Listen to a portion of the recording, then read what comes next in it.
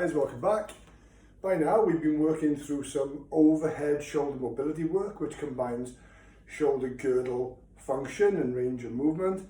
We've had you to explore your available shoulder range.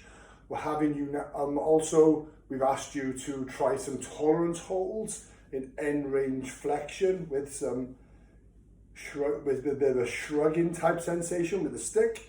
So by now, if you've done those exercises really well, you'll realize just how intense they are and how much control is required to move around the shoulder girdle and shoulder in a seamless way.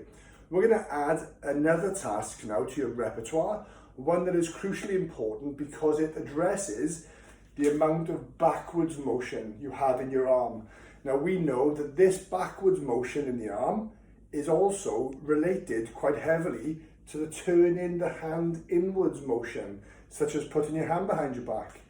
And for swimming, to make sense of that movement, we're talking about the recovery part of your stroke, but interestingly, also your ability to stay long and connected at catch.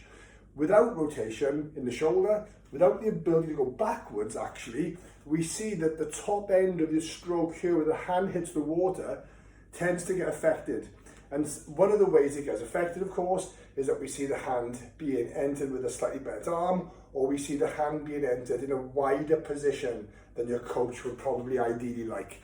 So this task is very simple, again, like all the other tasks, low equipment requirement, but intense in terms of the actual application of the task. You're going to need a floor space and a mat for this.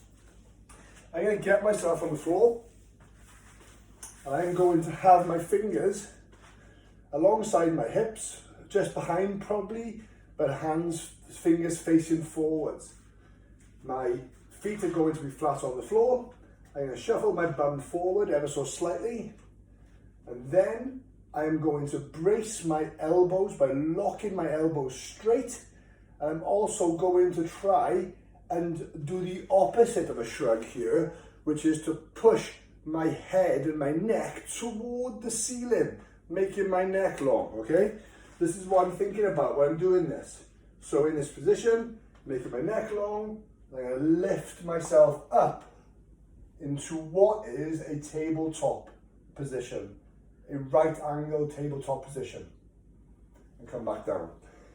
Throughout this task, I'm focusing on locking my elbows very, very straight. And I'm also thinking about squeezing my shoulder blades together, a bit like when we did the dislocate exercise with the stick. But I'm also thinking about keeping my hips high. I'm looking at the ceiling, I'm squeezing my shoulder blades together hard, pushing my hips up as high as I can, and pushing the floor away. Back down. And relax off. In this task, you will likely feel some strain along the front of your arm into your shoulder. You'll feel your hamstrings working, you'll feel your bum working, you'll feel everything working. But the main purpose of this task is to expose your shoulder to the stresses of being fully extended. Don't worry at first if you can't lift your bottom all the way to the top. It's quite normal to see people starting with a little bit of a low lift at first. And gradually, over time, you can start to lift higher and higher and higher as your range of movement and your strength allows you to.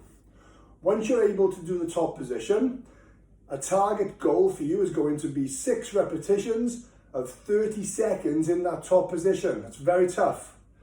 If you can achieve that, you're doing very well. So you can start to play with then which position your hand is in. You can start to play with your fingers facing out, fingers facing back, and you can start to challenge your shoulder by adding a variety of different rotation starting positions in before you lift your bottom. This task is fantastic. Have a go.